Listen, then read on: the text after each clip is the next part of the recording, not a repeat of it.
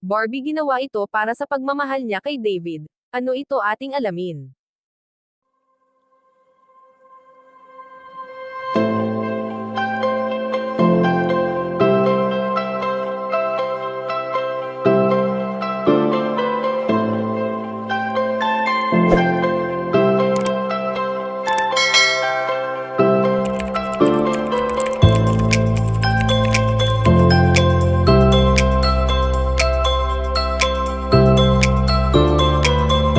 Masayang pinag-uusapan nga ngayon sa mundo ng social media ang tambalang barda na sina Barbie Forteza at David Licauco na magkatambal sa teleseryeng kanilang ginagampanan.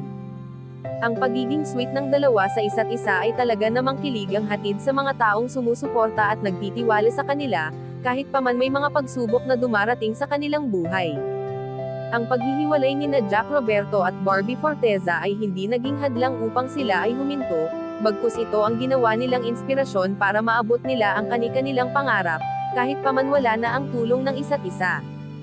Bagamat may lungkot pa rin na nararamdaman ang Jackby, dahil sa hindi rin biro ang 7 taon na sila ay nagsama at sumaya sa piling ng isa't isa na hindi natin sukat akalain na darating rin ang araw na sila ay maghihiwalay. Subalit sa ngayon nga ay ayon sa aming impormasyon na nakalap na ginawa ito ni Barbie Forteza kay David Licauco, ang pagpunas nito ng pawis ng binata na nauna niya ng pinyunas sa kanya, ang ginagawang ito ng dalaga ay nagpapatunay ng kanyang pag-aalaga kay David. Hindi pa man opisyal ang relasyon na mayroon ang dalawa, ngunit marami na ang nag-aabang at naniniwala na sa pagiging magkasintahan rin haatong ang kanilang namumuong pagtingin nila para sa isa't isa. Kayong mga kachika, anong masasabi nyo dito? Please leave the comment and don't forget to subscribe.